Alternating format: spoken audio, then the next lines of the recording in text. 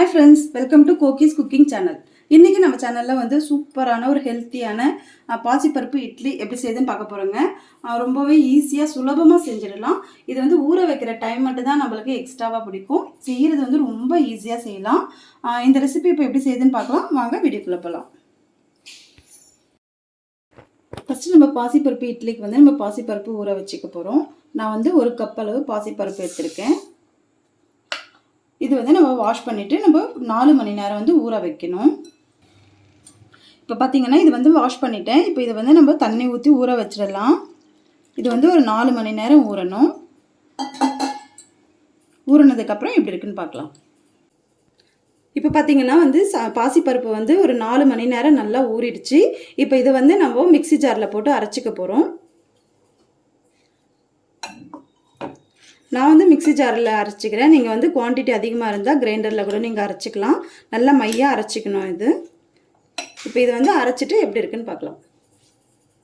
பாருங்கள், இப்போ இந்த அளவுக்கு கொஞ்சம் கூட தண்ணி சேர்க்காம இந்த அளவுக்கு மையாக அரைச்சி எடுத்துக்கலாம். இது வேறு பவுலில் மாற்றிக்கலாம்.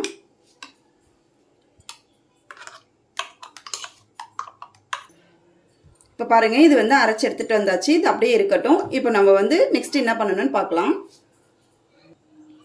இப்போ வந்து ஒரு ஸ்டவ்வில் வந்து ஒரு கடாய் வச்சுக்கலாம். அதில் ஒரு ஸ்பூன் அளவுக்கு எண்ணெய் ஊற்றிக்கலாம். இப்போ இது கூடவே கொஞ்சமாக கடுகு சேர்த்துக்கிறேன். இது பொரியட்டும். இப்போ இது கூடவே கொஞ்சமாக பெருங்காயத்தூள் ஆட் பண்ணிக்கலாம்.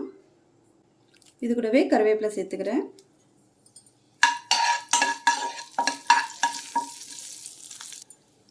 இப்போ இது கூடவே கொஞ்சமாக பச்சை மிளகாய் ஆட் பண்ணிக்கிறேன்.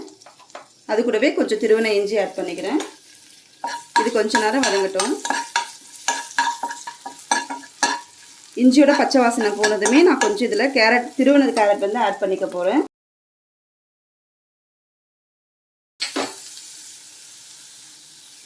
கேரட் வேணான்னா நீங்கள் ஸ்கிப் பண்ணிக்கோங்க. நான் வந்து வீடியோக்காக நல்லா கலர்ஃபுல்லாக இருக்குன்றதுக்காக நான் கொஞ்சமாக கேரட் ஆட் பண்ணுறேன். இது கொஞ்ச நேரம் வதங்கினா போதும். இப்போ பாருங்கள், கேரட்டோட பச்சை வாசனை போயிடுச்சு. ரொம்ப வதக்க வேண்டாம். நீங்கள் வதக்காமல் கூட சேர்க்கலாம், நல்லா தான் இருக்கும். இப்போ இது வந்து மாற்றிக்கலாம். இப்போ வந்து நம்ம வதக்கி வச்ச இந்த காயெல்லாம் வந்து நம்ம இந்த மாவில் ஆட் பண்ணிக்க போகிறோம். இப்போ இது கூடவே நான் வந்து ஒரு 1/2 கப் அளவுக்கு தயிர் ஆட் பண்ணுறேன். இப்போ இது கூடவே கொஞ்சமாக கொத்தமல்லி தழை ஆட் பண்ணிக்கலாம். இப்போ இது நல்லா மிக்ஸ் பண்ணி விட்டுக்கலாம்.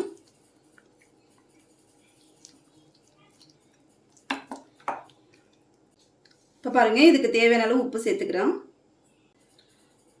தேவையான அளவுக்கு கொஞ்சம் பேக்கிங் சோடா ஆட் பண்ணுறேன். இதுக்கு வந்து பேக்கிங் சோடா போடணும். போட்டால் தான் நம்மளுக்கு வந்து நல்லா சாஃப்டாக வரும்.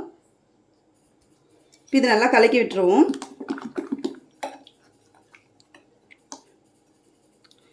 இது அப்படியே இருக்கட்டும். இப்போ ஒரு இட்லி பிளேட்டில் நம்ம எண்ணெய் தடவிக்கலாம்.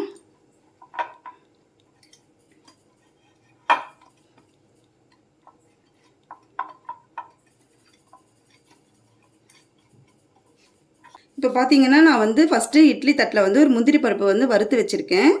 இது வந்து ஆட் பண்ணணும்னு அவசியம் கிடையாது. நான் வந்து சும்மா டெக்கரேட்டிவ்காக இதை நான் வறுத்து வச்சுருக்கேன். இப்போ இதுக்கு மேலே வந்து ஒவ்வொரு இட்லியாக நம்ம சேர்த்துக்க போகிறோம்.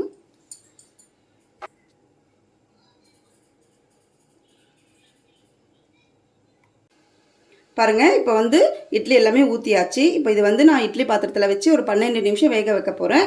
நான் வந்து ஆல்ரெடி தண்ணி வந்து வச்சு சூடு பண்ணி வச்சுருக்கேன். இப்போ இது இட்லி பாத்திரத்தில் மாற்றிடலாம். பாருங்கள், இப்போ ஒரு 12 நிமிஷம் ஆகிடுச்சு. இட்லி எல்லாம் வெந்திருக்கு. இது வெந்துச்சான்னு செக் பண்ணுறதுக்கு இந்த மாதிரி ஒரு குச்சி வச்சு செக் பண்ணிக்கோங்க. பாருங்கள், இது ஒட்டாமல் வருது. இப்போ இதை எடுத்து வேறு பிளேட்டில் மாற்றிக்கலாம். பாருங்கள், நம்மளுடைய பாசிப்பருப்பு இட்லி சுட சுட சூப்பராக ரெடி ஆகிடுச்சு. இந்த ரெசிபி உங்களுக்கு கண்டிப்பாக பிடிக்கும்னு நினைக்கிறேன். பிடிச்சிருந்தா நீங்கள் கண்டிப்பாக ட்ரை பண்ணி பார்த்துட்டு எனக்கு கமெண்ட் பண்ணுங்கள். நான் வந்து ஆல்ரெடி உங்களுக்கு பாசிப்பருப்பு தோசைன்னு வந்து ரெசிபி நான் ஆல்ரெடி ஒரு வீடியோ போட்டிருக்கேன். அந்த லிங்க்கும் டிஸ்கிரிப்ஷனில் கொடுக்குறேன். அதையும் போய் பார்த்துக்கோங்க. இந்த சேனல் வந்து பிடிச்சிருந்தா உங்களுக்கு லைக் பண்ணுங்கள், ஷேர் பண்ணுங்கள். மறக்காமல் என் சேனலுக்கு சப்ஸ்கிரைப் பண்ணிக்கோங்க. இன்னொரு நாள் இன்னொரு இன்ட்ரெஸ்டிங் வீடியோவில் பார்க்கலாம். தேங்க்யூ.